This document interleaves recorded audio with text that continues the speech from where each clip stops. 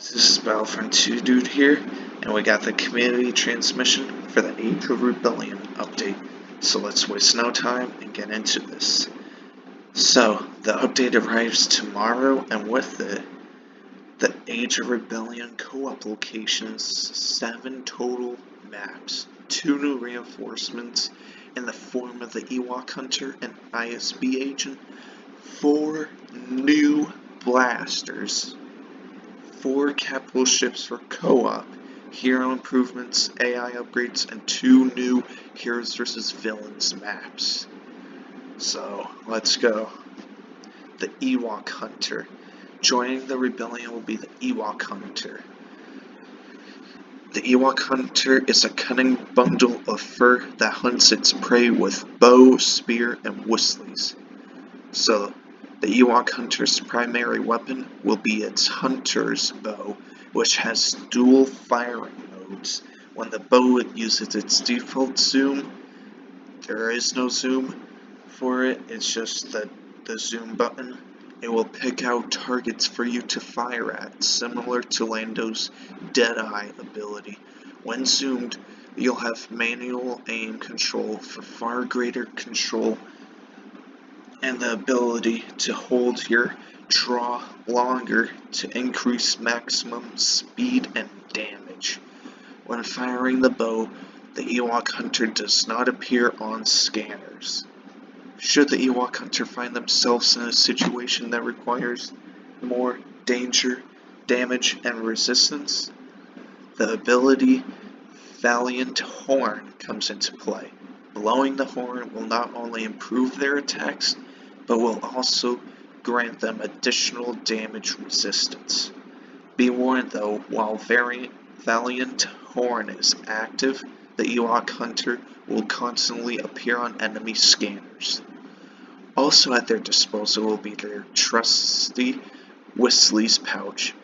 Bring a little bit of endure to you no matter which battlefront you're on, and throw these fierce fire sprites towards a nearby enemy to disrupt and inflict burn damage to them. Activating Hunter's instincts, and the Ewok Hunter will draw upon their natural instincts, allowing them to uncover and single out weakened opponents. So, the Ewok Hunter and the ISB Agent are both going to be infiltrators for the original trilogy. And here is the Ewok Hunter. Can't wait to play as him tomorrow. Looks awesome. So now, the ISB Agent. For the Galactic Empire, the ISB Agent will be joining the ranks, providing the Empire with their first opportunity of a dual-wielding character. Armed with 2 RK-3 blasters, the ISB Agent is skilled in intelligence gathering and close combat, working tirelessly to rout the enemies of the Empire. The ISB Agent excels at getting in and out of combat zones, especially with her assault training ability is active. While under the effects of assault training, the ISB Agent will benefit from increased sprint speed, during which she gains an overall damage reduction. Locating enemies of the Empire is made easier thanks to the Imperial Intel ability. Once activated, the ISB Agent will scan the nearby area to reveal the 4 closest enemies. Number of enemies revealed will be increased by defeating more while it's active, up to a total of 10. Double Your Effort is her final ability and empowers nearby allies by regenerating their base health. It can only be used if there is an ally in range. And here she is, looking dope. Can't wait to play as her. Sounds pretty unique. And now the Age of Rebellion co-op. The Age of Rebellion will be coming to co-op with a total of 7 locations. We're particularly excited about bringing both Castle and Jabba's Palace co-op. but equally so as returning the likes of Tatooine, Death Star 2, and other favorites. So here's the full list: Yavin 4, Death Star 2, Endor, Hoth, Tatooine, Mos Eisley, Kessel, and Jabba's Palace. That's a lot of maps. This update is already jam-packed compared to the rest that we got. Age of Rebellion update capital ship co-op. With Supremacy, we have created a number of capital ships: the Venator, Dreadnought, MC, 85 Star Cruiser, and the First Order Resurgent class Star Destroyer. In February, we start the process of bringing these ships into co-op, meaning they will be standalone maps for you to attack and defend, starting with the Republic Venator and Separatist Dreadnought. And then next month it'll be the MC 85 Star Cruiser and the Resurgent class Star Destroyer.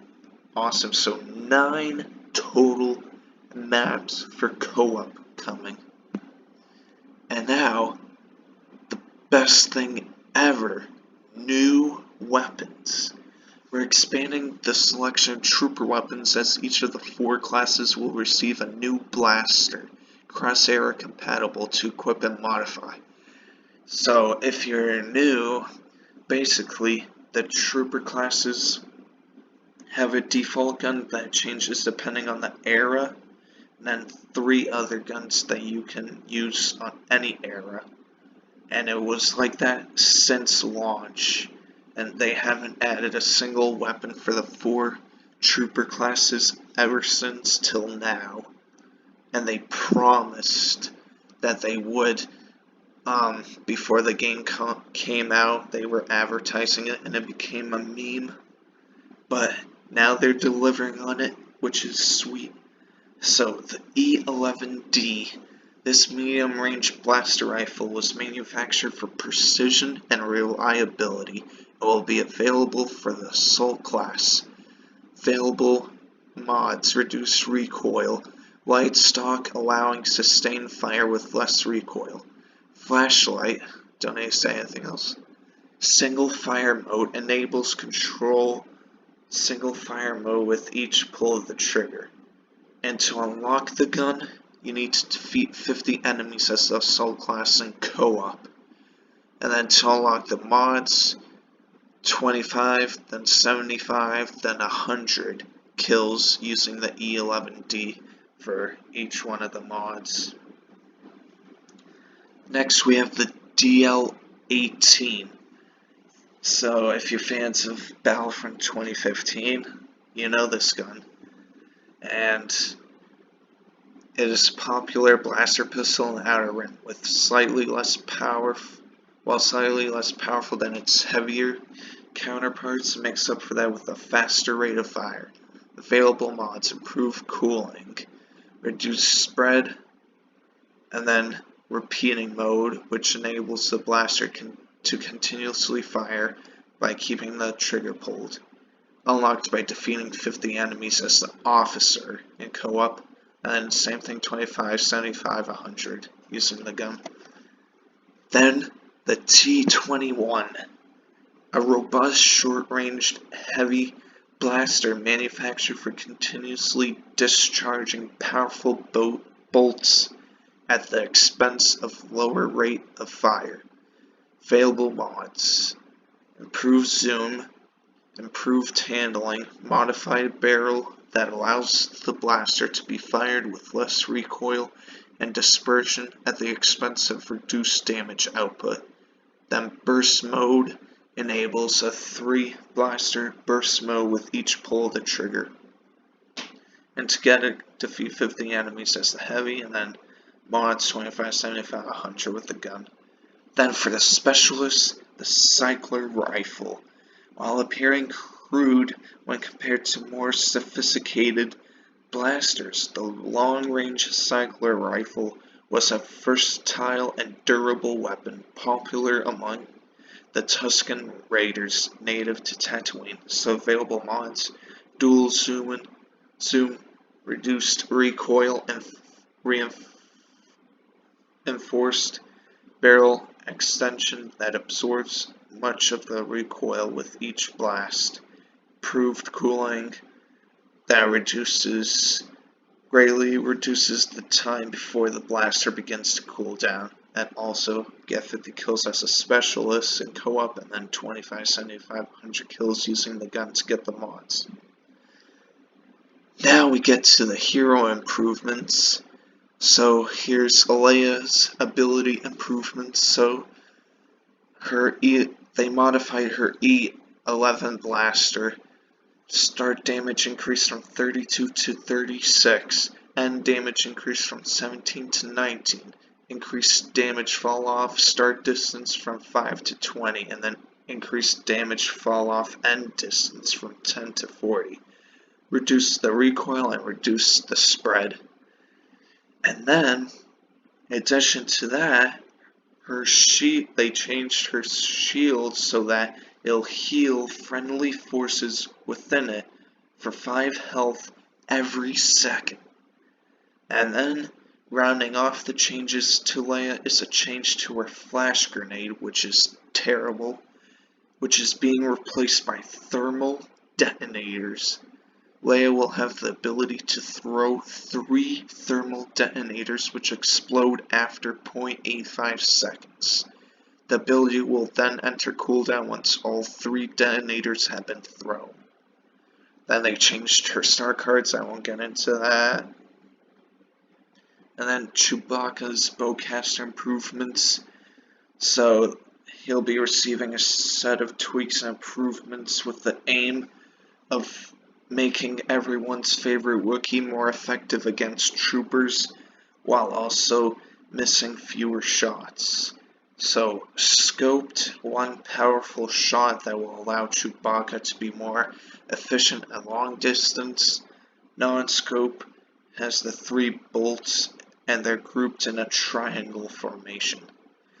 Then, while using the Furious bowcaster, scoped, 5 bolts in a cross shape, tighter than not scoped. Then not scoped is 5 bolts in a large circle. So those changes are going to be pretty neat to check out. Now we have the auto player updates. So now the auto players will be updated further by them using vehicles. So you better watch out, you're going to have some tanks rolling in when you play instant action. Then furthermore, in instant action, the auto players will also be able to play as friendly heroes. And then also they'll implement auto player squads within instant action, allowing you to squad up with the AI. This brings with it the ability to spawn on them, allowing you to get back into action even quicker. That is pretty sweet, Neil. All you instant action fans are definitely gonna love this. Now, Heroes vs. Villains. Fans of Heroes vs. Villains game mode will be pleased to hear that both the MC-85 Star Cruiser and the Resurgent class Star Destroyer are coming as playable maps.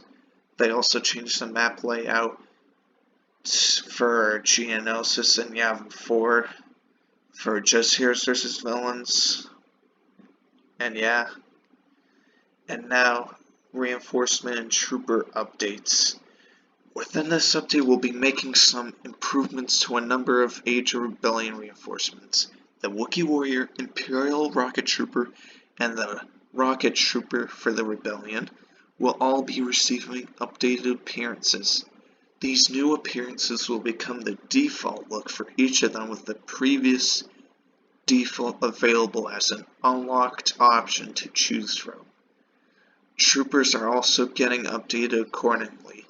The Imperial Death Trooper will receive the E11D blaster rifle.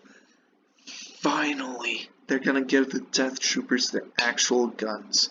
That's gonna be sweet to play as the Death Troopers and actually have the cannon appropriate gun. the rocket trooper for the rebellion will be equipped, for the Imperials, will be equipped with the E11 for improved combat efficiency, and then the jump trooper will use an A2 ADC for automatic fire. And here's the rocket trooper right here. And there's the Wookiee warrior. We have also tweaked the dual wielding functionality, which will improve both the ARC trooper and the ISB agent. Both reinforcements will now play more consistently when firing the pistols. They will now be automatic and moved onto a single button, while the power blast for the ARC trooper will become an alternate fire ability. Now we got UI updates. So here are the UI updates.